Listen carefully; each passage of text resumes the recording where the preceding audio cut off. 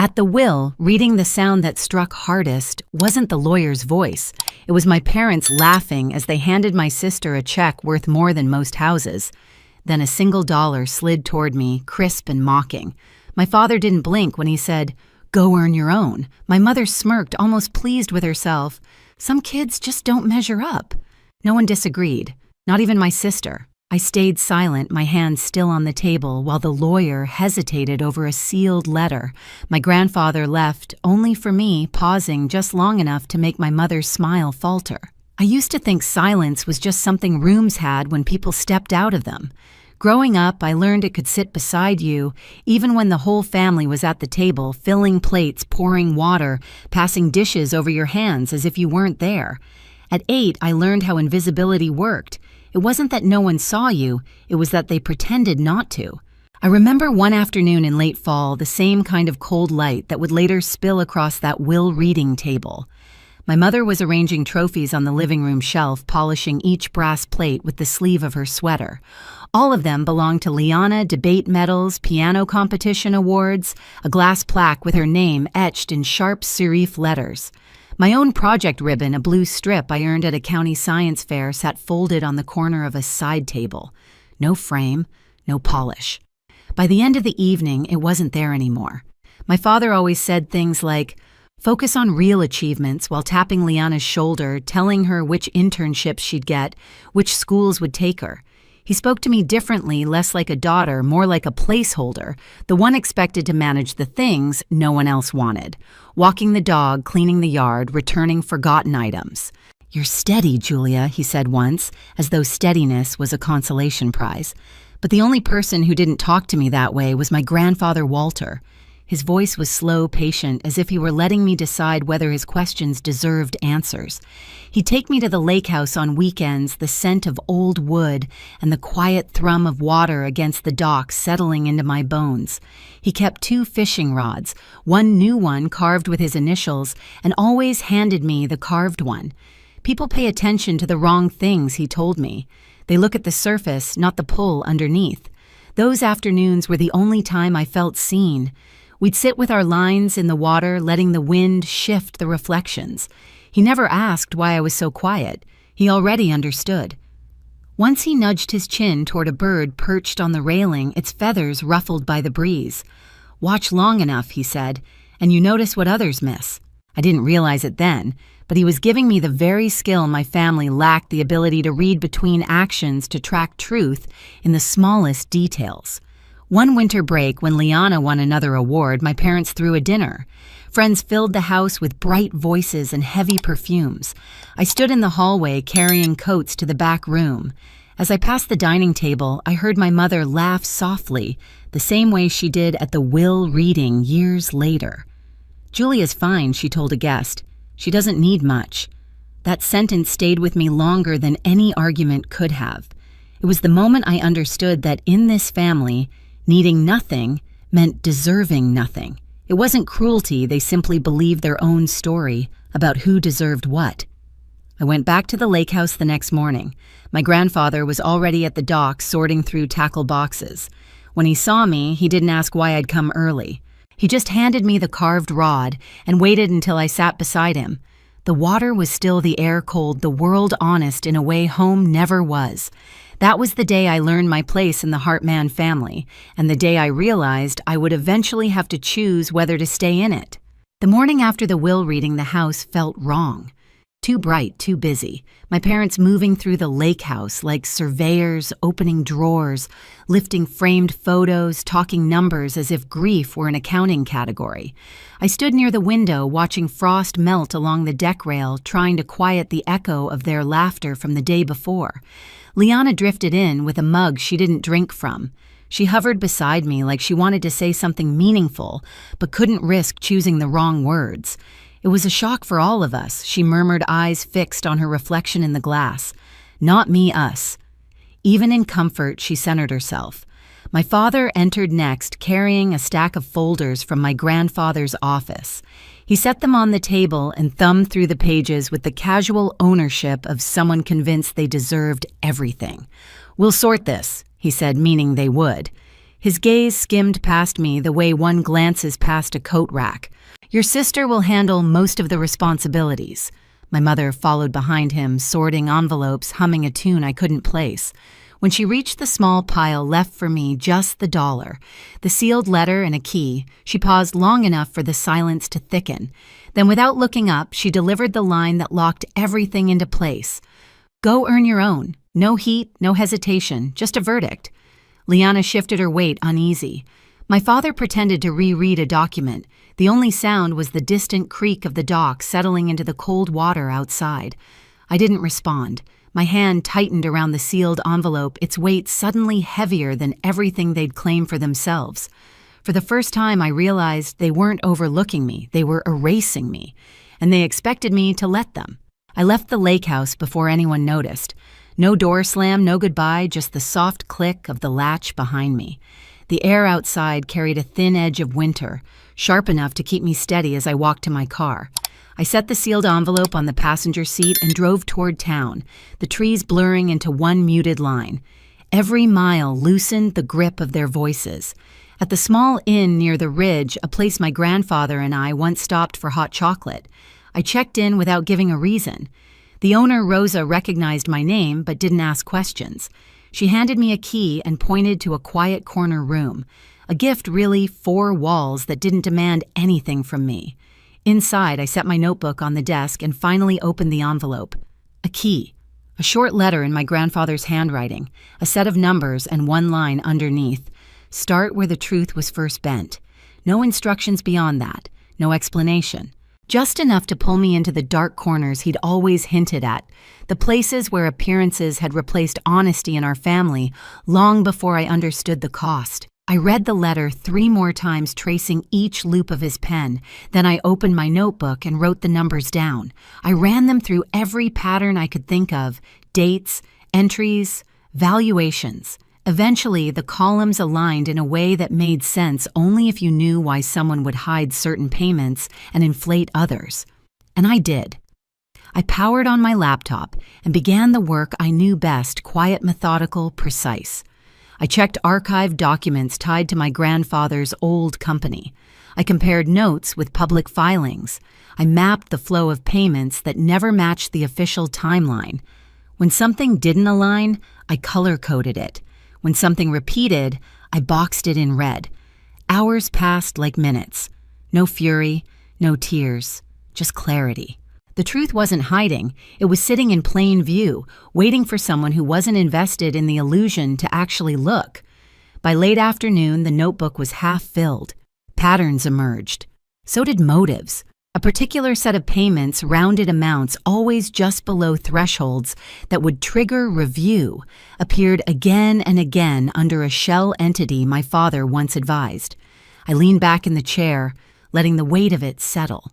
Not surprise. Not even disappointment. Just confirmation of what silence had been whispering through the years. I drew a line on a fresh page. Then I began assembling a timeline: dates, locations, signatures, inconsistencies. Everything grounded in public record or the materials my grandfather had tucked away in his study. No accusations, no speculation. Only facts arranged cleanly enough that they spoke without interpretation. I didn't need to fight them. The truth could do that on its own. When the sun dipped behind the hills, I took out the second item from the envelope: the key.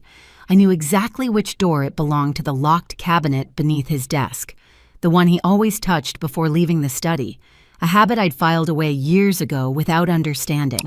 I closed my notebook and slid it into my bag. Then I drove back to the lake house, arriving after twilight. Their cars were still there, positioned neatly like pieces on a board. I moved quietly, my steps absorbed by the damp wooden planks. Inside, the house was dim. A few lights glowed in the hallway. Laughter drifted from the living room, thin, uneasy, forced. They were talking about investment projections. Even now, still hungry. I slipped into the study without being seen. The air inside was still holding the faint scent of old books and cedar. The desk lamp cast a soft circle of light around the locked cabinet. I knelt and fitted the key into the metal slot. It clicked open with a sound that felt final. Inside were binders thin, labeled only by years. a stack of notes in my grandfather's handwriting, a small recording device, a few printed emails, and a single envelope addressed to me sealed with the same care as the first. I didn't open it yet. Instead, I sorted through the binders. Page after page confirmed what I had already traced my parents' fingerprints on decisions that stripped him of control in ways he never publicly admitted. Rounded payments, notes written in my father's legal phrasing, a pattern of advice that didn't match the outcomes. I scanned what mattered and stored the digital copies in a cloud folder, then backed them up twice. Simple, professional, clean. In the corner of the study was a camera so small it blended into the wood frame of the bookshelf.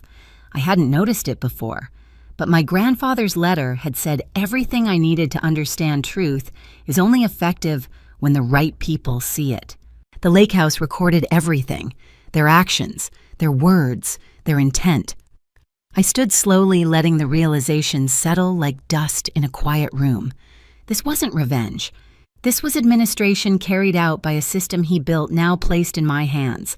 I closed the cabinet, locked it again, and slipped the key into my pocket. No need to announce anything. Not yet. As I stepped back into the hallway, I heard my mother's voice rise crisp and certain. Julia will stay out of this. She never had the mind for complex matters. I paused, unseen. Their voices filled the house, confident in their assumptions, unaware that the walls were finally listening. I turned away, steady and silent. This time I wasn't here to be included. I was here to finish what he started. Morning light slid across the lake house floor in a thin, cold line when I returned. My parents were already dressed too formal for the hour, too composed for what they believed was still under their control. Liana hovered nearby, twisting the edge of her sleeve. When the knock sounded, all three straightened as if bracing for applause. It was only Mr. Boone, my grandfather's longtime friend. He stepped inside quietly, carrying a folder and a small device. He nodded at me first, then at the others. No greeting. My mother's smile tightened. "Is this necessary?" He didn't answer. He simply placed the folder on the table and pressed a button on the device. The room filled with the soft click of an audio file starting. Then came my grandfather's voice, steady, unmistakable, recorded in the same study where my parents had spent yesterday tearing through his things. If this is being heard, it means the conditions have been met. My father shifted, caught off balance. My mother's expression stayed rigid. Grandpa continued. "I trusted the people closest to me to handle my work with integrity. Some did not. So I left instructions to ensure the truth would be seen clearly without debate." A second click. Footage appeared on the small screen, my parents in the study, opening drawers, discarding photos, evaluating items like inventory. Their voices carried plainly talk of property value, leverage, entitlement. My mother stepped forward.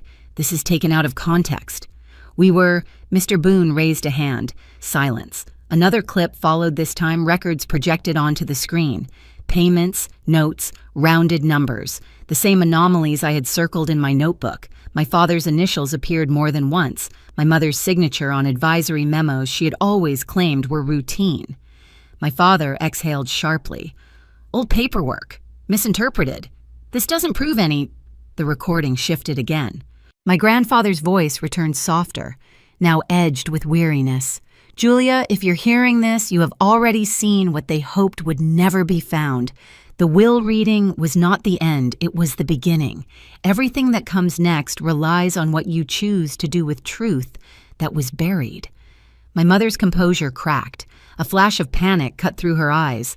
"Julia, stop this. You don't understand how these things work." But I didn't say a word. Mr. Boone opened the folder, sliding out a set of documents clean official signed long before my grandfather died. "These are the final directives," he said. "Your father and mother retain the properties assigned to them. Your sister retains her trust. But the remainder of the estate, including the controlling interest in your grandfather's research foundation, transfers to Julia alone." My father stood. "Absolutely not. This can be contested." "It can," Boone said calmly. "But if contested, every asset defaults to the foundation in full." That was Walter's stipulation. There is also a clause regarding possible legal review of past advisory work. You know which work he meant. The room quieted. My mother's breath hitched. Liana stared at the floor, cheeks pale. I stepped forward not to speak but to place the key from the locked cabinet onto the table. A small sound, barely audible. My mother flinched as if it were a gavel. Boone met my eyes. All that's left is acknowledgement. I nodded once. No anger, no victory cry, just the clean click of something falling into place. My parents said nothing, not because they agreed, but because they finally understood there was nothing left to argue. Behind them, the lake outside the window stayed still. The dock didn't creak. Even the house seemed to hold its breath. The reversal wasn't loud. It didn't need to be. I stayed behind after everyone left, letting the lake house settle back into its natural quiet. The air inside still carried the faint smell of cedar and old paper, my grandfather's trace untouched by the storm that had just passed through. I stood by his desk, fingertips resting on the worn edge, the same place he used to tap when he was thinking. Now it felt like a boundary line I'd finally stepped over. Outside, the water barely moved. A thin layer of mist hovered above it, rising and fading in slow breaths. I opened the door and walked to the dock boards, cool under my feet, the same boards I had sat on as a child, with a simple need to understand the world. Back then, Grandpa would point at the quiet surface and say, "Still water tells the truth if you know how to listen." For the first time in months, I listened. No echoes of my mother's voice, no sharp corrections from my father, no strained smiles from my sister. Just the soft lap of the lake and the steady rhythm of my own breathing. I didn't replay what had happened inside. I didn't wonder whether they felt guilt or loss. Their reactions were no longer mine to carry. The documents, the recordings, the truth, they had done their work. What remained belonged to me alone. The sun pushed through a break in the clouds, laying a thin gold stripe across the water. I watched it stretch toward me, warm and patient, like an invitation. The quiet didn't feel empty anymore. It felt earned. I sat on the edge of the dock, letting my feet hover above the surface. The cold air touched my skin lightly, almost gently, as if the lake itself recognized the shift. For the first time, I felt the beginning not of justice, but of freedom. In the end, it wasn't the documents or the recordings that changed anything. It was the silence that followed, the kind that settles only when truth is no longer questioned. Some endings arrive quietly, some freedoms too. I stepped back from the dock knowing this time the quiet belonged to me. If this story stayed with you, linger a moment, breathe, and stay close. More quiet truths wait for the ones who listen.